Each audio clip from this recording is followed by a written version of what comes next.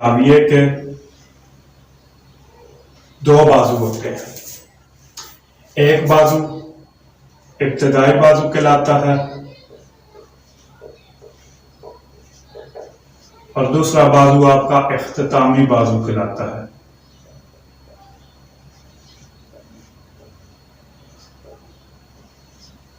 अस्सलामुअलैकुम व्यूवर्स, आज की वीडियो में मैं आपको 9th class science group math का थ्योरम करवाऊंगा।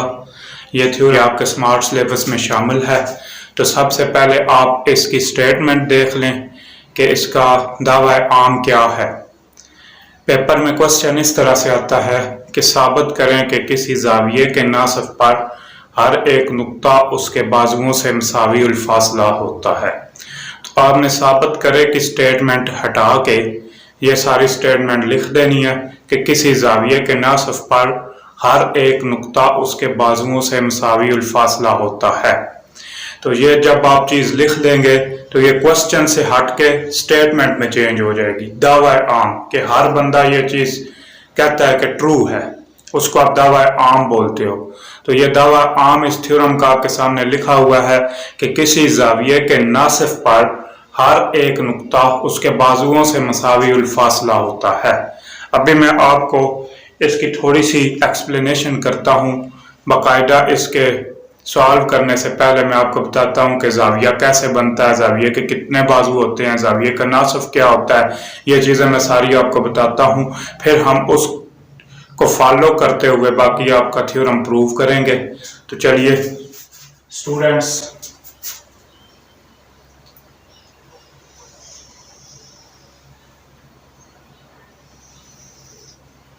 किसी भी जाविये के दो बाजू होते हैं। एक बाजू इब्तदाई बाजू कहलाता है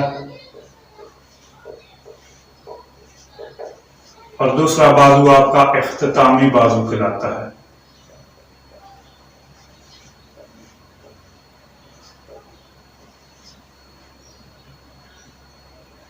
इब्तदाई बाजू कौन सा होता है और इख्तितामी बाजू कौन सा होता है? वो बाजू जहां से आपका जाविया बनना शुरू होता है वो आपका इब्तदाई बाजू कहलाता है, और जिस साइड पे जाके जाविया खत्म होता है वो बाजू आपका इख्तितामी बाजू कहलाता है। अब एक ऐसी लाइन जो जाविये को दो बराबर हिस्सों में तकसीम करती है, जैसे ये लाइन यहां पे अगर हम ड्रॉ करते हैं तो यह लाइन जाविये को दो बराबर हिस्सों में तकसीम करती है। जितना आपका जाविया इधर है उतना ही जाविया आपका इस साइड पे, तो वो लाइन आपकी जाविये का नासिफ कहलाती है। अब थ्योरम की स्टेटमेंट क्या है कि जाविये के नासिफ पर एक नुक्ता, अब ये जाविये का नासिफ है। फॉर एग्जांपल हम कहते हैं कि ये ओ पी एक बाजू है, ओ क्यू दूसरा बाजू है और ओ आर जाविये का नासिफ है। ये मैं रफ डायग्राम बना रहा हूं अभी आपको इसकी थ्योरी समझाने के लिए। तो ये आपके जाविया है, जाविये के लाइन ओ आर जो है वो इसको दो हिस्सों में तकसीम कर रही है। उसने कहा कि जाविये के नासिफ पर एक नुक्ता, जाविये का नासिफ तो आपके पास ये लाइन है ओ आर, इस पर आप कोई भी नुक्ता ले लेते हो, आप इसको नाम दे देते हो एम का, चलिए एम का नाम दे देते हैं। तो जाविये पर एक नुक्ता जो वाक़या है उसने कहा कि उसके बाजुओं से मसावी फासला होता है। एक बाजू आपका ये इब्तदाई बाजू है, आप यहां से इसका एंगल डिस्टेंस फाइंड करते हो परपेंडिकुलर अमूदी फासला। तो जितना फासला एम से यहां पे होगा इसको आप ए का नाम दे लो, और उतना ही फासला दूसरी साइड पे होगा, इस पे अमूद ड्रा करो, ये इसको आप बी का नाम दे सकते हो, कोई भी नाम दे सकते हो। आपने यहाँ पे ये चीज साबित करनी है कि बाजुओं से जो फासला है वो सेम है, मतलब डिस्टेंस बी एम इस डायग्राम के मुताबिक आपने इक्वल प्रूव करना है कि वो डिस्टेंस ए एम के इक्वल है। ये जो स्मॉल एम है ये मेजरमेंट है, इंग्लिश में इसको बोलते हैं मेजरमेंट।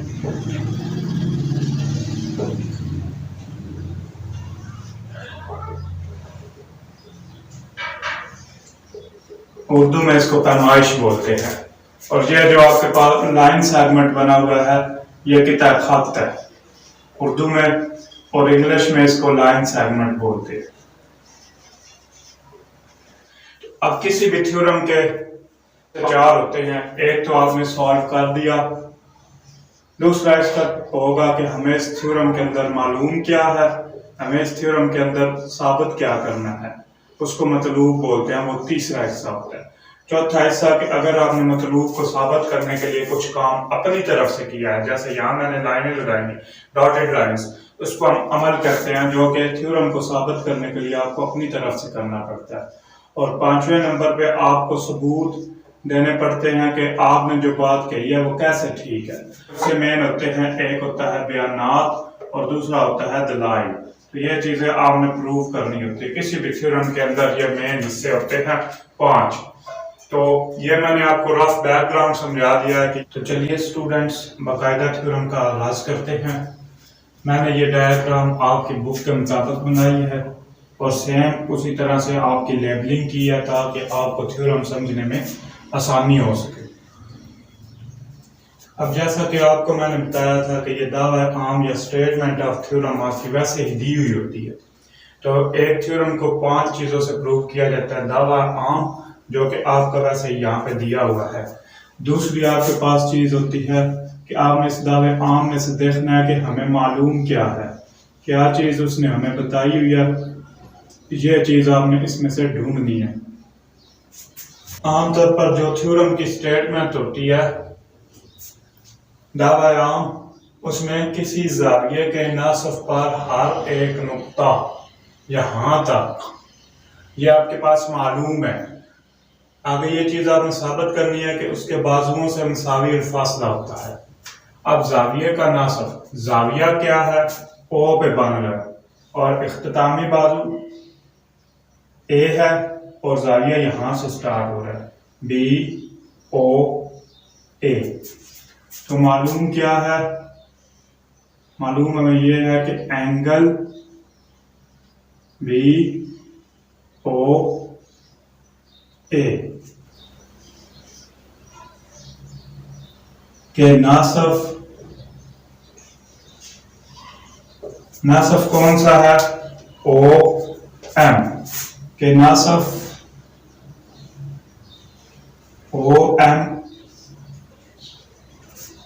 पर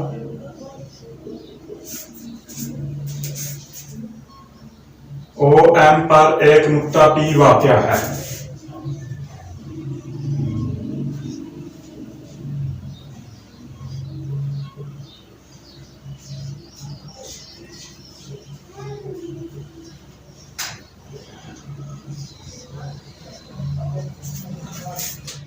एंगल को जब भी आप तरतीब से लिखते हो तो जिस पॉइंट पे एंगल बना होता है उसको आपने सेंटर में लिखना होता है। अब आप यहां से भी स्टार्ट कर सकते हो ए ओ बी, लेकिन ओ को आपने सेंटर में लिखना है। बी ओ ए से भी आप स्टार्ट कर सकते हो, लेकिन ओ को आपने सेंटर में लिखना है। इख्तितामी बाजू और इब्तदाई बाजू कोई भी हो सकता है। आमतौर पर जो एंटी क्लॉकवाइज आपका एंगल होता है वो पॉजिटिव होता है और जो क्लॉकवाइज एंगल होता है वो नेगेटिव होता है। नेक्स्ट,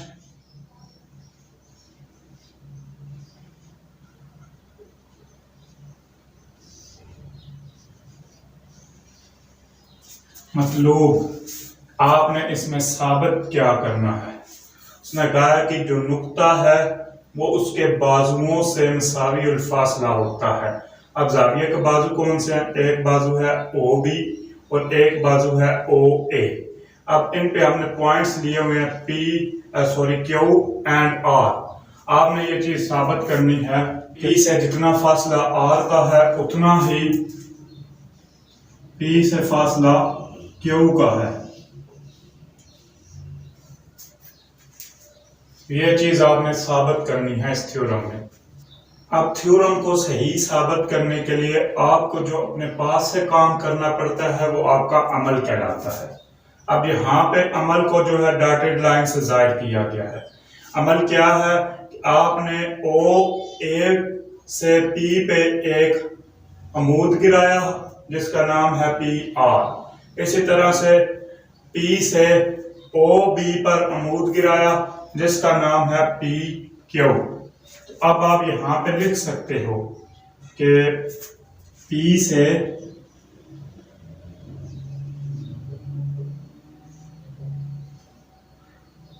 क्या लिख सकते हो कि नुक्ता P से OA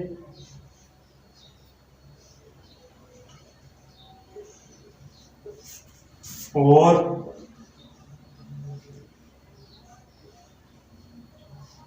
OB पर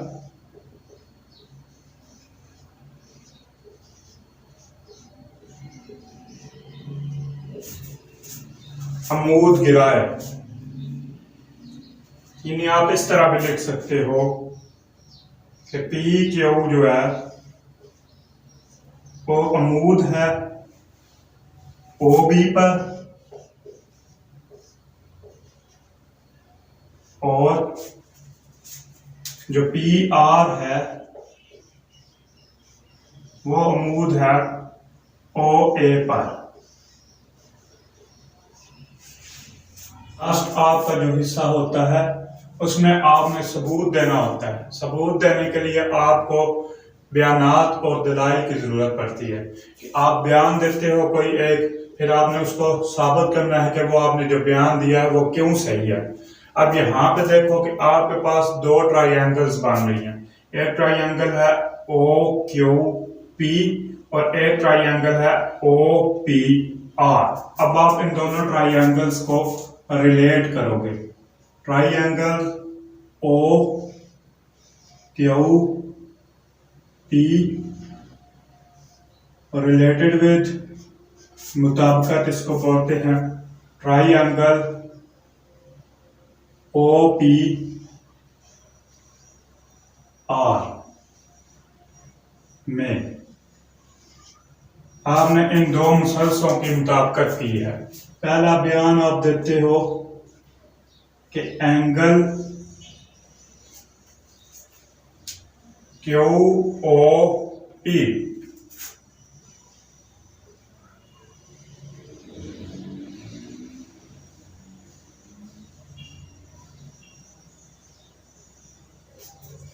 बराबर है एंगल POR के।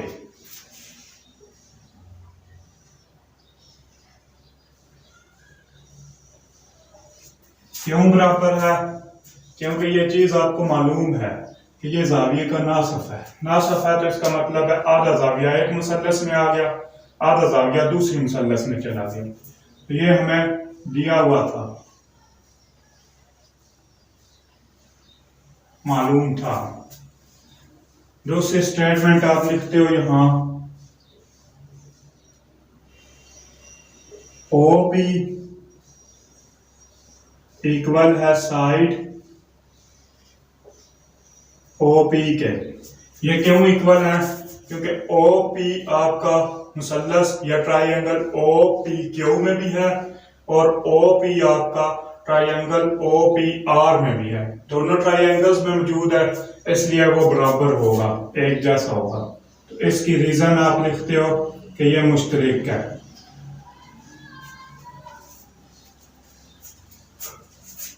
एंगल PQO बराबर है एंगल PRO के, यानी एंगल्स बराबर हैं। बेसिकली कौन कौन से एंगल बराबर हैं? Angle R and angle Q। Q पे भी 90 का आपने जाविया बनाया था, R पे भी 90 का, ये आपने अमल किया था।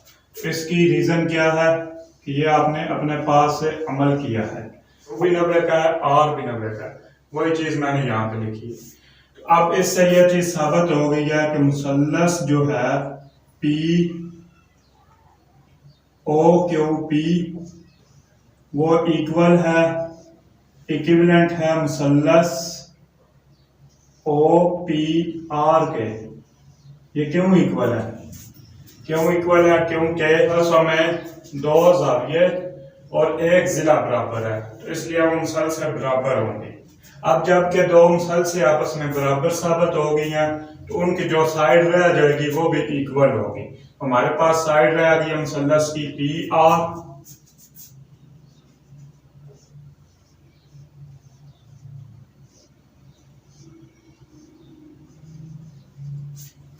साइड पी आर इक्वल हो जाएगी साइड पी क्यू के।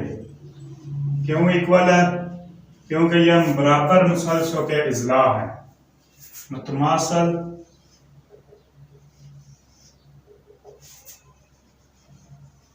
मुसलसलों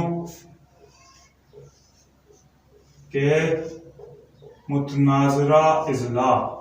मुतनाजरा मतलब आमने सामने वाले जो बच गए, तो यह मुतमासल मुसलसलों के इजला हैं, इसलिए ये बराबर होंगे। तो यही चीज आपने प्रूव करनी थी कि पी आर और पी क्यू सेम है, वो हमने यहाँ पे प्रूव कर दिए। तो यह था आपका थ्योरम। स्मार्ट सिलेबस के मुताबिक ये आपके सिलेबस में शामिल है और आसान थ्योरम है। इस दफा तो 2 ही थ्योरम आपके सिलेबस में शामिल है। तो एक थ्योरम मैंने आपको आज के लेक्चर में करवा दिया है, एक थ्योरम नेक्स्ट लेक्चर में मैं आपको करवा दूंगा। ये आपका क्वेश्चन 8 नंबर का क्वेश्चन होता है, तो आप इस क्वेश्चन को आसानी से अटेम्प्ट कर सकते हो। तो नेक्स्ट लेक्चर तक के लिए अल्लाह हाफिज। Subscribe, like and share.